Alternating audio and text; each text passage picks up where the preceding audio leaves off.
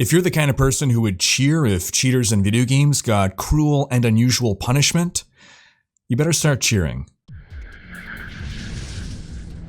Hey folks, this is Rhykker with a gaming news wrap-up video where we discuss the happenings of the week. This week's topics include some new evidence on what the 4th Diablo 4 class may not be, the 3 different ways that cheaters are being dealt with in Fall Guys, CSGO, and Call of Duty, some exciting reveals to come out of the PS5 event this week, and more. As always, discussion timestamps can be found in the video description below, but right before you skip ahead, just a quick reminder to ring that sub notification bell to be alerted to new Saturday episodes and stay up to date with gaming news highlights. Now, before we move on, just a quick word from this video's sponsor, Crunchyroll Premium. Now, I'm getting ready for my 3rd rewatch of Attack on Titan, and Crunchyroll has become my go-to for watching anime. With Crunchyroll Premium, which you can get at crunchyroll.com/Rhykker, you can watch over 1,000 different anime, manga, and drama titles, all in ad-free 1080p HD, all professionally subtitled, and with new episodes appearing as soon as 1 hour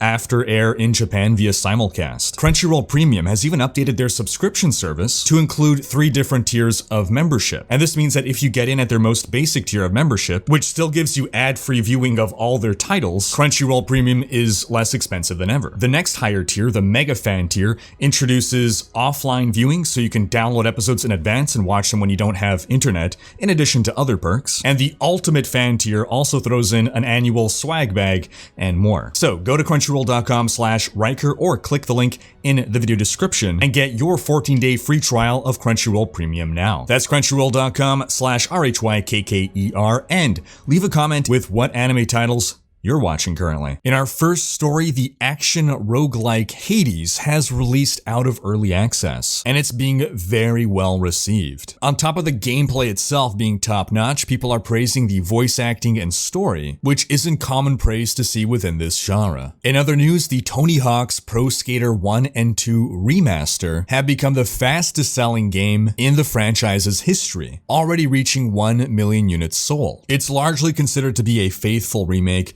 is being well received, and this is good news for myself and probably other Diablo fans, because if the rumor is true that the company that did this remaster is the same company that's doing the Diablo 2 remaster, alleged, then this should help with the concerns about how a Diablo 2 remaster or remake may turn out. In World of Warcraft news, we got another Shadowlands Afterlives animated short, this one on Revendreth. This one has a strong opening teaser, has a tie-in with the previous animated short, is a little bit heavy on the exposition, but Matt Mercer's voice acting is on point as always, and overall I found it really interesting. Rather than tell a story, what they were presenting here was something of a dictator's speech. It harkened back slightly to Arturos Menk's speech in StarCraft, but instead of playing it straight as in StarCraft as a propaganda piece, this one was all about the juxtaposition between the nice, friendly, warm voice saying all kinds of positive messages and the horrible, dismal state of the nation, the torture, all the perfectly timed contrast to juxtapose what this dictator is saying. It was executed really well, and we even get to see Grommash Hellscream, and they depict him in a way that really calls back to Grom Hellscream, and Warcraft 3 Grom Hellscream was one of my favorite Warcraft characters. In other news, former developers of The Witcher 3, Cyberpunk 2077, and Dying Light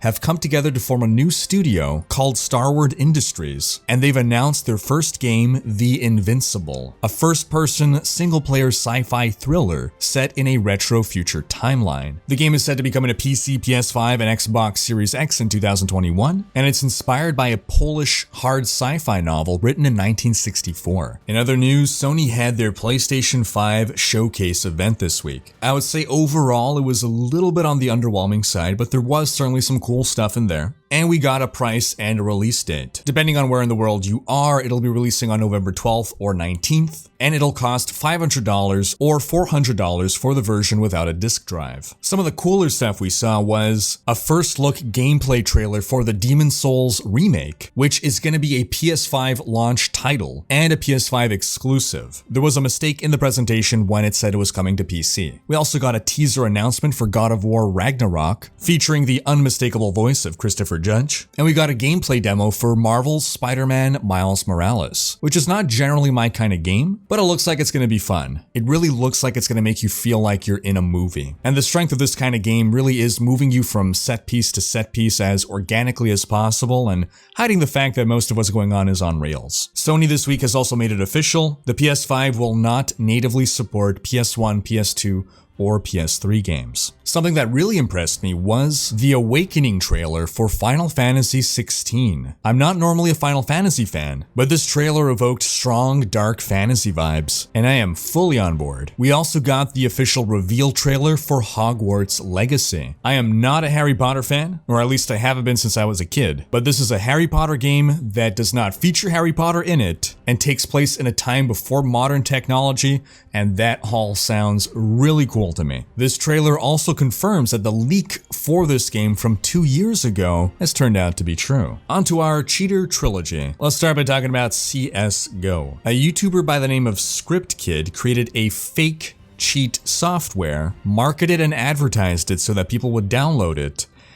And the trick is, it was designed to screw over cheaters. So basically, people looking for cheats would stumble upon, hopefully, his cheat software, download it, think that they are getting an advantage in their CSGO games, and instead things like the following would happen. When aiming down a scope, when shooting, a gunshot sound would play, but no shot would actually fire. When trying to open a door, instead of the door opening, you just hear a knocking sound. Their character would suddenly start moving extremely slowly. Their character would sometimes start moving randomly in different directions. They would appear to get flashbanged, their screen turning white, as is normal in the game when you get flashbanged, and during this, they would chuck away their weapon off a cliff or jump off a cliff so that when they recover from the flashbang, they have no idea what just happened. So presumably at some point the cheater realizes that something is fishy with this software and decides to uninstall it. And that's when the last part of the trap activates, because when the cheater tries to uninstall the software, the cheater's account then reports itself as a cheater and then intentionally activate a separate cheat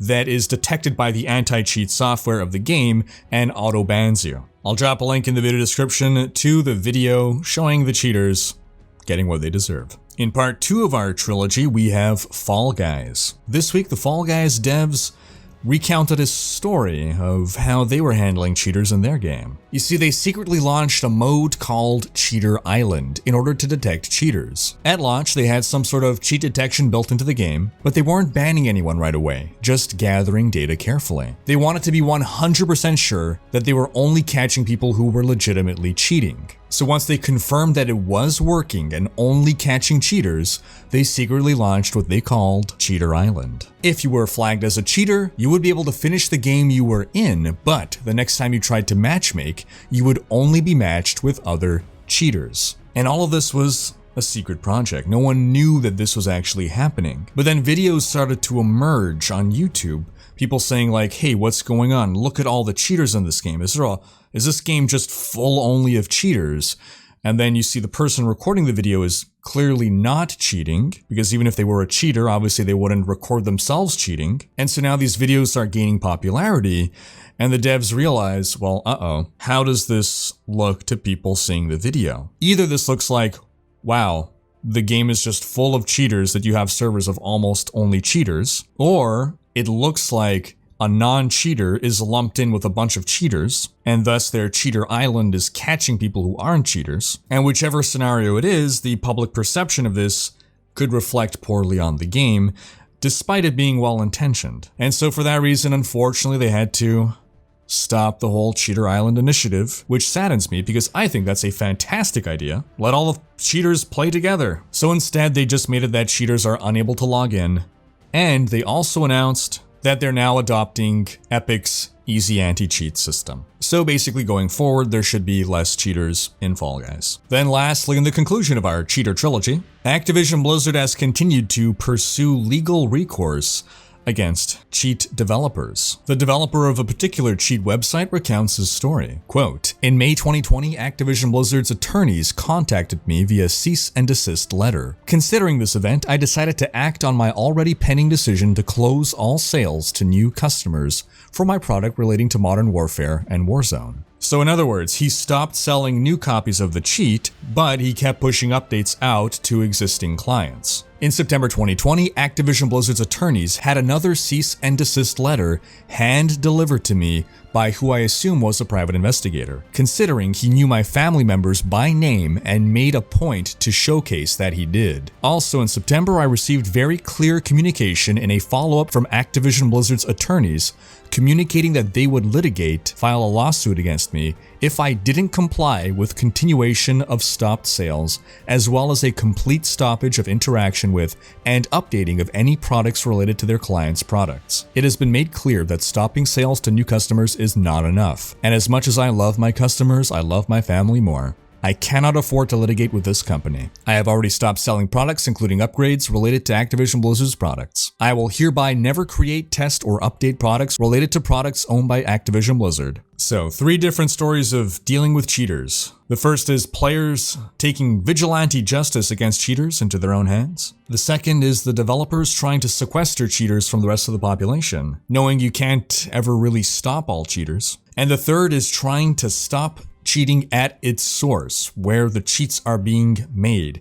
Make it no longer profitable to make cheats, removing the monetary incentive to produce them and disseminate them, thus making it more difficult for people to find and access the cheats. And that takes us into our action RPG news, starting quickly with some Torchlight 3 news. The devs this week announced a significant patch, requiring 3 pages of patch notes that includes, amongst many other things, giving everyone 10 more skill points, tuning difficulty, updating the Dusk Mage class, and many quality of life improvements. Torchlight 3 remains in early access. In Path of Exile news, Heist League launched. I had a chance to play before recording this video, and I am enjoying the heist mechanic. I was genuinely excited to go on my first heist. Throughout the week, we got heist patch notes, which didn't include too many surprises outside of what was already known. We got a balance manifesto. We got a post on heist gem info. And we also got a post about the devs' stash tab policy going forward. Quote, "Stash tabs are one of the keystones to funding for development, and we will continue to develop them in the future. However, with League content, our policy is now that any items that are essential for progression in the League will have their own dedicated storage system in that League.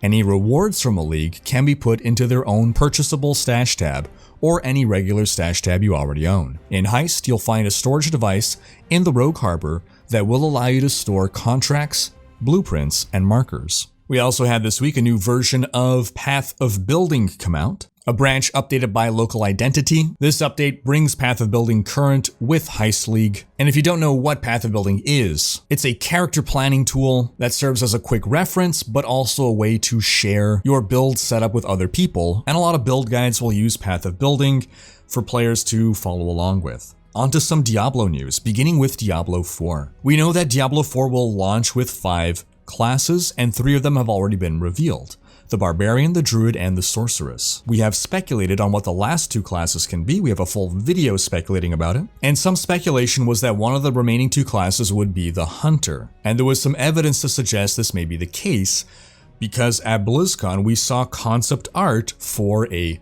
Hunter, and it looked like it would be very much a Ranger type character with a bow that would fulfill the Archer archetype, a playstyle that is highly valued by a number of players and wasn't quite represented by the other 3 revealed classes, so the Hunter theory was a pretty solid one. Well, Redditor Arc Triumvirate recently discovered that the Hunter character depicted in the concept art has actually already appeared in the Diablo 4 BlizzCon demo. The character named Kayla is unmistakably the character depicted in the concept art for the Hunter. As a result, he suspects that Hunters may be similar to Diablo 2's rogues and the rogue encampment.